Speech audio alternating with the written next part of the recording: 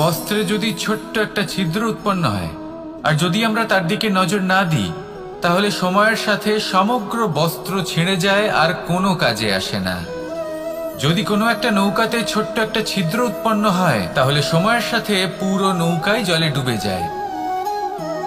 লক্ষ্যের দিকে অগ্রসর হওয়ার সময় একটা ছোট্ট ভুল আপনি যদি করে ফেলেন, তাহলে আপনাকে তা লক্ষ্যের থেকে দূরে করে দিতে পারে। এমনটা এই সম্পর্কের সাথেও হয়ে থাকে। কোনো একটা ছোট্ট কথা, একটা ছোট্ট মনোমালিন্য যদি সম্পর্কে আসে এবং সেটা না মেটানো হয়, তাহলে সেই সমগ্র সম্পর্কটা অনেক বড় বড় সম্পর্ক ভেঙে যেতে পারে। যদি আপনার সম্পর্কে ছোট্ট একটা ছিদ্র উৎপন্ন হয়, তাহলে প্রেমের সূচ আর স্নেহের সুতো দ্বারা সেলাই করে ফেলুন, যাতে আপনার এই সম্পর্ক অটুট থাকে এবং প্রেম দ্বারা পরিপূর্ণ থাকে। আসুন আমার সাথে ভালোবেসে বলুন, রাধা রাধা। বর্ষা। কখনো অনুভব করে দেখেছেন এই বর্ষা? আকাশ থেকে বর্ষার ফোঁটা ঝরে পড়ে, মিষ্টি ফোঁটা, শীতল ফোঁটা, মনকে পবিত্র করে তোলে, ধরিত্রীর তৃষ্ণা নিবারণ করে, আশপাশটা সবুজে ভরিয়ে তোলে। এবার এইরকম জল আমরা কুয়ো থেকেও পেতে পারি। যদি আমরা ভেবে দেখি যে বর্ষা এবং কুয়োর জলের মধ্যে পার্থক্য কি, তবে পার্থক্য আছে। পার্থক্য হলো ভাগ্য এবং কর্মের। বর্ষা হলো ভাগ্য। প্রকৃতির যখন ইচ্ছে হবে তখন বর্ষা হবে, কিন্তু কুয়ো আমরা এমনি এমনি পাই না। কর্ম এবং পরিশ্রমের দ্বারা একে প্রাপ্ত করতে হয়। এই ধরিত্রীকে খুঁড়তে হয়, অনেক ঘাম ঝরাতে হয়, তবেই আমরা একটা কুয়ো প্রাপ্ত করতে পারি। এবার এই বর্ষা, এটা সারা বছর হয় না, কিন্তু কুয়ো এটা বছরের পর বছর আমাদের তৃষ্ণা নিবারণ করে। এবার এর থেকে আমরা কি শিক্ষা লাভ করি? এটাই যে আপনি ভাগ্যের ওপর বিশ্বাস রাখুন, কিন্তু নিজের কর্মের ওপর আস্থা রাখুন। কারণ কর্ম এবং পরিশ্রম আপনাকে এই সংসারের যে কোনো শিখরে পৌঁছে দিতে পারে। তাহলে নিরন্তর প্রয়াস করুন, কর্ম করুন, আর আমার সাথে ভালোবেসে বলুন, রাধা রাধা। ইচ্ছে বড়ই বিচিত্র জিনিস। এই ইচ্ছে যদি তা পূর্ণ না হয়, তাহলে তা ক্রোধকে জন্ম দেয়। যদি তা পূর্ণ হয়, তাহলে লোভকে জন্ম দেয়। যদি সময়ের মধ্যে পূর্ণ না হয়, তাহলে শোককে জন্ম দেয়। আর যদি সময়ের পূর্বেই পূর্ণ হয়ে যায়, তাহলে অহংকারকে জন্ম দেয়। সকলের ইচ্ছে থাকে, আপনারও অবশ্যই থাকবে, তা অবশ্যই পূরণ করবেন। কিন্তু একটা কথা মনে রাখবেন, আপনার এই জীবন, এটা কোনোভাবেই আপনার ইচ্ছে পূরণ করার মাধ্যম নয়।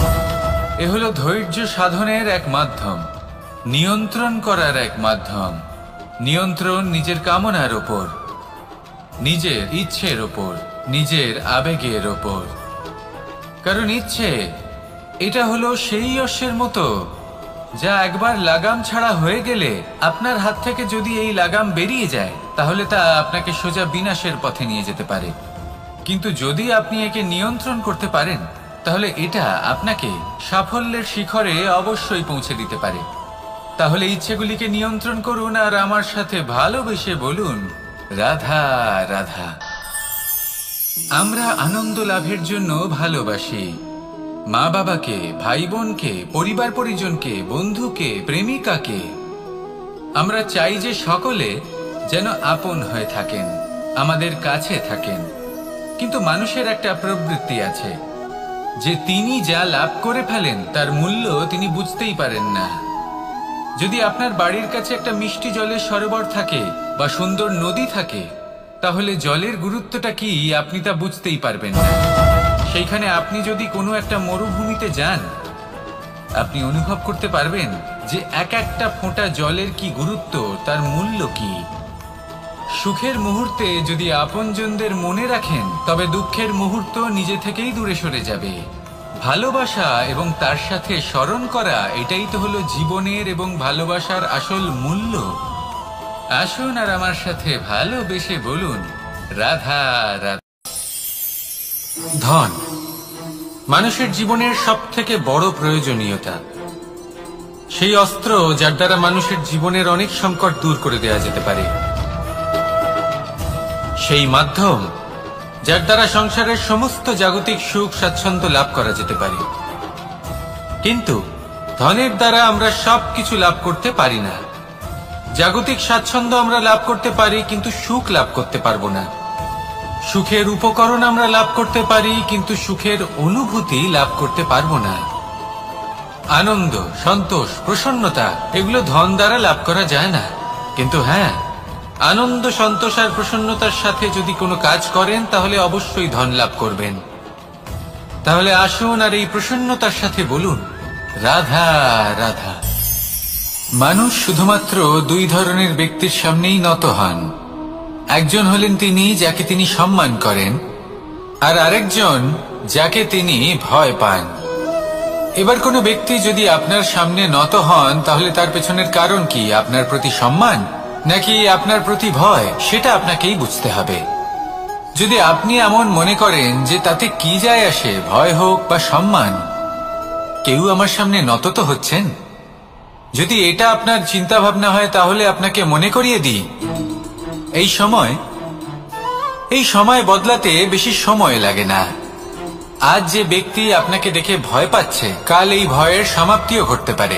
আবার এমনও হতে পারে যে তার কাছে অত্যধিক শক্তি চলে এলো। অনেক কিছুই হতে পারে। তাই মনে রাখবেন, যে মাথা ভয়ের কারণে নত হয় তা সময় এলে সবার আগে বিরোধিতা করতে পারে, আর যে মাথা সম্মানের কারণে নত হয় আপনার জন্য নিজের শিরচ্ছেদও সে করতে পারে। তাই সকলকে আপন করে নিন, কিন্তু ভয় প্রয়োগ করে নয়। কর্ম করুন এবং সম্মান অর্জন করুন। শুধু এটাই করুন আর আমার সাথে ভালোবেসে বলুন, রাধা রাধা। আমাদের জীবনে গুরুজনেরা, জ্ঞানী মানুষজন সবসময় একটা কথা বলেন, ধৈর্য ধরো। শুধুমাত্র দুটো শব্দ, কিন্তু কতটা বিশাল সেটা বোঝার চেষ্টা করুন। ছোট একটা অস্ত্র হাতে নিন এবং একটা বিশাল পর্বতে নিরন্তর প্রহার করতে থাকুন। ধৈর্য ধরে সেই কাজ করতে থাকুন। এমন একদিন আসবে এই বিশাল পর্বতে আপনি একটা পথ তৈরি করবেন। কোনো ধনুর্ধর যখন নিজের বিদ্যা অর্জন করেন তখন তাকেও ধৈর্য ধরতে হয়, তার নিজেকে সময় দিতে হয়, তবেই সে ধনুর্বিদ্যা শিখতে পারে। সেইভাবে আমাদের জীবনেও ধৈর্য ধরার খুব প্রয়োজন। পরিবারে ধৈর্য রাখতে পারলে তাহলে আস্তে আস্তে দেখবেন প্রেম বৃদ্ধি পাচ্ছে। সমাজে যদি ধৈর্য রাখতে পারেন তাহলে আস্তে আস্তে এই সমাজ আপনাকে সম্মান করবে। যদি নিজের জীবনে ধৈর্য রাখতে পারেন তাহলে নিজে থেকেই আত্মবিশ্বাস বাড়বে, নিজের বিকাশ হবে। জীবনে সবই সম্ভব যদি ধৈর্য রাখতে পারেন। হয়তো আস্তে আস্তে হবে, কিন্তু হবে অবশ্যই। শুধু ধৈর্য রাখুন, কারণ ধৈর্যই সব থেকে বড় পুঁজি। আসুন আর আমার সাথে ভালোবেসে বলুন, রাধা রাধা। কোনো এক সময়ের ঘটনা এটা। মা এবং বাবা হাটে গিয়েছিলেন। তখন আমি আর দাদা গিয়েছিলাম গরু চড়াতে। আমরা বাড়ি ফিরে এলাম, আর মা সেই সময় একটা কাজ করতেন। যখনই হাটে যেতেন দরজা তালা বন্ধ করে যেতেন। উনি খুব ভালো করে জানতেন যে যদি ওনার এই মাখন চোর সঠিক সময় পৌঁছে যায় তাহলে এক ফোঁটাও মাখন আর অবশিষ্ট থাকবে না। এবার ঘটনা কিছুটা এরকম হলো যে মা আর বাবা মাঝে মাঝে হাটে যেতেন, তাই মাঝে মাঝেই দরজা তালা বন্ধ করতে হতো। যখন মা আর বাবা ফিরে এলেন তখন বাবা ভুলে গিয়েছিলেন যে এই চাবির গোছা থেকে ঠিক কোন চাবিটা দরজার তালা খোলার জন্য উপযোগী। উনি চেষ্টা করতে শুরু করে দিলেন। একটার পর একটা চাবি দিয়ে উনি চেষ্টা করতে থাকলেন, কিন্তু সেই দরজার তালা তো খুলতেই চাইছিল না। ওনার মাথা থেকে ঘাম পড়তে শুরু করলো। তখন মা বললেন যে তালা ভেঙে দেওয়া যাক। মা চলে গেলেন, আর বাবা বললেন, না না দাঁড়াও, আর কিছু চাবি বাকি আছে, এটা হয়তো খুলতে পারবো। মা হাতুড়ি নিয়ে চলে এলেন সেই তালা ভাঙার জন্য, আর তখনই বাবা শেষ চাবিটা প্রয়োগ করলেন আর দরজার তালা খুলে গেল। যদি উনি চেষ্টা না করতেন তাহলে এই তালাটাও ভেঙে যেত আর চাবিটাও নষ্ট হয়ে যেত, ঠিক কিনা? এবার এই ঘটনাটা আমি দেখেছিলাম, আর আমার মনে হলো যে কখনো কখনো এই চাবির গোছার মধ্যে থেকে শেষ চাবিটাও কিন্তু জীবনের দরজা খুলে দিতে পারে। সেজন্য আপনি যদি জীবনে সাফল্য লাভ করতে চেষ্টা করেন, নিজের লক্ষ্যে পৌঁছতে চান, তাহলে হার মানবেন না। হয়তো দেখবেন আপনার পরবর্তী প্রচেষ্টা বা এই অন্তিম প্রচেষ্টা আপনাকে সাফল্যের পথে নিয়ে গেল। তাই নিরন্তর প্রচেষ্টা করতে থাকুন, জীবনে সাফল্য লাভ করুন, আর আমার সাথে ভালোবেসে বলুন, রাধা রাধা। কোকিলের ডাক শুনে আমার মন প্রফুল্ল হয়ে ওঠে। কোকিল হলো আমার অত্যন্ত প্রিয়। এরকমই আরো একটা পাখি আছে, কাক। একদিকে কাক, অন্যদিকে কোকিল। এদের মধ্যে বেশি পার্থক্য নেই, কিন্তু কোকিলের কণ্ঠ শুনে সবার মন প্রফুল্ল হয়ে ওঠে। কোকিল যখন সামনে আসে তখন মন শান্ত হয়ে যায়, যখন কাক সামনে আসে তখন মানুষ দূরে পালিয়ে যায়। এমন কেন হয়? কারণ হলো বাণী। কোকিলের বাণী অত্যন্ত মিষ্টি, অত্যন্ত মধুর। সেখানেই কাকের বাণী অত্যন্ত কর্কশ শোনায়, আর কর্কশ বাণী শোনা কেউ পছন্দ করেন না। আপনি নিজেকে জিজ্ঞেস করুন, কোনো ব্যক্তি আপনার সাথে কথা বললে তার বাণী মধুর হলে আপনার ভালো লাগে, আর যদি কর্কশ হয় তার থেকে দূরে চলে যেতে ইচ্ছে করে। তাই নিজের বাণীও এইভাবেই মধুর রাখুন, মিষ্টি রাখুন। এ আমারও খুব প্রিয়। আর এটা তখন হয় যখন মনে প্রেম থাকে। মনের মধ্যে প্রেম জাগ্রত করুন, বাণী নিজে থেকেই মধুর হয়ে যাবে। আর কৃষ্ণ নিজে থেকে আপনার কাছে আসবে আর আপনার সাথে বলবে, কি রাধা রাধা। যখন সূর্যের অত্যাধিক তাপের কারণে এই ধরিত্রী শুষ্ক হয়ে যায়, তখন প্রতিবিম্ব আমরা এইভাবে দেখতে পাই। আমরা কোথাও দূরে তাকালে আমাদের মনে হয় সেখানে জল রয়েছে। আমরা যখনই কাছে গিয়ে দেখি তখন দেখি যে সেখানে জলই নেই। তারপর যেই আমরা পেছনে ফিরে তাকাই, আমরা দেখি যেখান থেকে আমরা এসেছি সেখানে জল পড়ে রয়েছে। এবার এই যে মরুতৃষ্ণা, তা কিন্তু শুধুই ভূমিতে নয়, আমাদের ভাবনা চিন্তার সাথেও এটাই হয়ে থাকে, অনেক সময় হয়ে থাকে। যে ব্যক্তি জল লাভ করার আশায় বসে থাকে সে কখনোই জল লাভ করতে পারে না, কিন্তু যে ব্যক্তি জল লাভ করার আশায় নিরন্তর পরিশ্রম করতে থাকে, ঘাম ঝরায়, সেই ব্যক্তি কোনো মরুভূমিতেও জল লাভ অবশ্যই করে। জীবনে যদি আমরা বড় কিছু লাভ করতে চাই তাহলে নিরন্তর পরিশ্রম করতেই হবে। পরিশ্রমের এই মনোভাব অত্যন্ত গুরুত্বপূর্ণ। এই মনোভাব আর দৃষ্টিভঙ্গি এ হলো অন্তরের গুণ। রূপ এবং প্রসাধন এগুলি হলো বাহ্যিক আবরণ। যে ব্যক্তি রূপের কারণে আপনাকে ভালোবাসে তা প্রকৃত ভালোবাসা নয়, কিন্তু যে ব্যক্তি আপনার আবেগ এবং মানসিকতার জন্য আপনাকে ভালোবাসে তাই হলো প্রকৃত ভালোবাসা। তাহলে এই কথাটা মনে রাখুন আর আমার সাথে ভালোবেসে বলুন, রাধা রাধা। আমার অনেকগুলো নাম আছে, আর তাদের মধ্যে একটি হলো যুদ্ধ বিমুখ। এই কথা আপনারা সবাই জানেন। দাদাও আমাকে বলেছেন যে তুমি এরকম কিভাবে যুদ্ধক্ষেত্র থেকে মুখ ঘুরিয়ে পালাতে পারো কানাই। দেখুন, যেটা সময়ের দাবি ছিল আমি সেটাই করেছি। যদি আমি রণভূমি ত্যাগ করে না পালাতাম তাহলে কে জানে কত সৈনিক নিজেদের প্রাণ হারাতেন, কে জানে কতগুলি পরিবার নিজেদের বাঁচার আশা হারাতেন, কে বলতে পারে হয়তো কত প্রাণী এই সংসার ত্যাগ করতেন। আর তাই কখনো কখনো যুদ্ধ বিমুখ হওয়াই শ্রেয়। কখনো জীবনের ক্ষেত্রেও এটা প্রযোজ্য। যদি দূরে চলে গেলে আপনার সম্ভাবনা বৃদ্ধি পায় তাহলে দূরে চলে যান। দূরে চলে যান সেই সকল ব্যক্তিদের থেকে যারা কথায় কথায় আপনাকে অপমান করেন, আপনার নিন্দা করেন, আপনাকে বাধা দেবার চেষ্টা করেন, আপনাকে ছোট করেন। কারণ তাদের সাথে থেকে, সেই সকল ব্যক্তিদের সাথে থাকলে যারা আপনার মূল্য বোঝেন না, আপনি নিজের আত্মসম্মান, নিজের আত্মবিশ্বাস, নিজের ব্যক্তিত্বকে নত করে ফেলবেন। দূরে চলে যান সেই সকল সংঘর্ষ থেকে, সেই সকল পরিস্থিতি থেকে যাদের সম্মুখীন হয়ে আপনি কোনো পরিণামেই পৌঁছতে পারবেন না।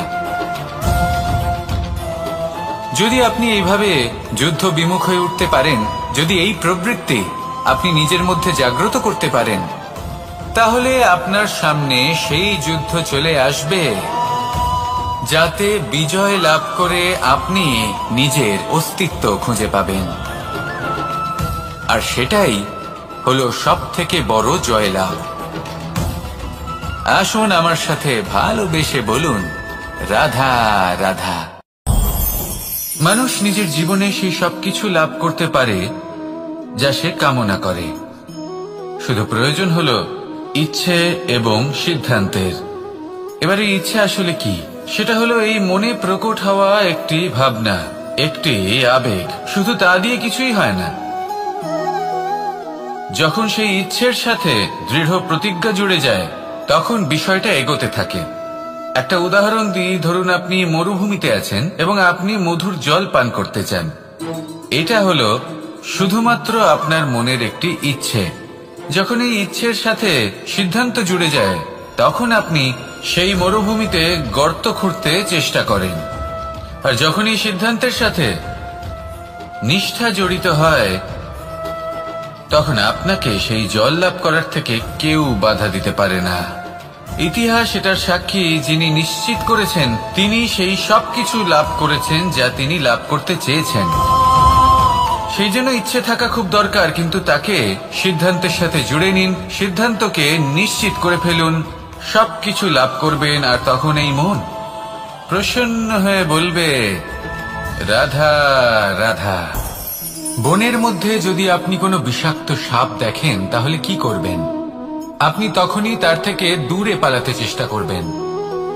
আর এটা কেন করবেন? নিজের রক্ষার্থে। এই কথা আমি নয় মেনে নিলাম, কিন্তু নিজের জীবনে এটা করেন না কেন?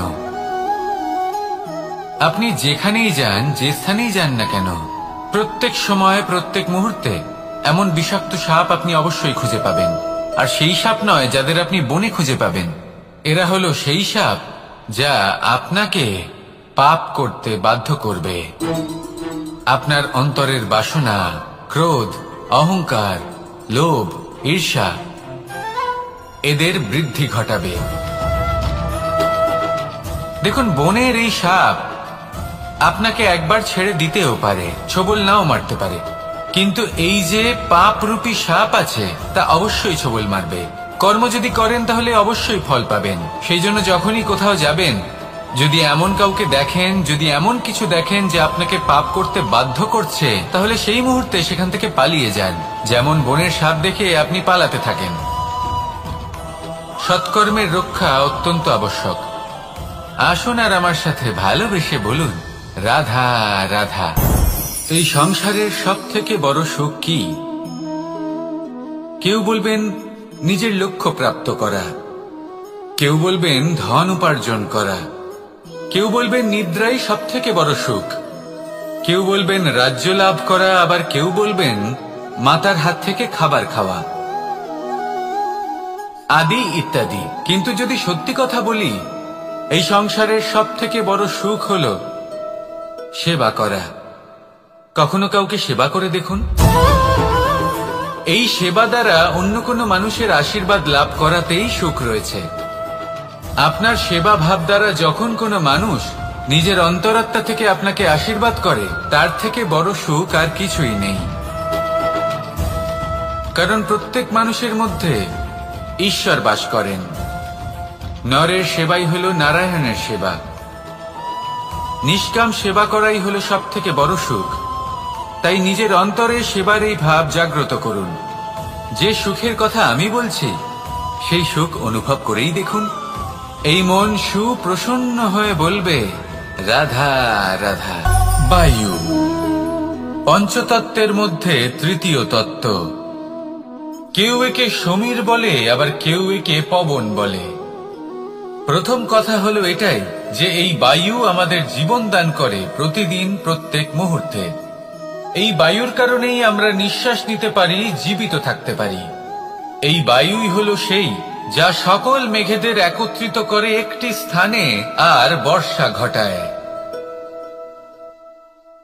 আর এই বর্ষার কারণেই এই ধরিত্রীতে অন্ন উৎপন্ন হয়।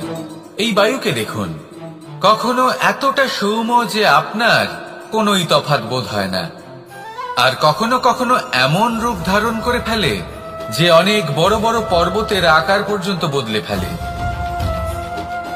এটাই হলো বায়ুর বিশেষত্ব।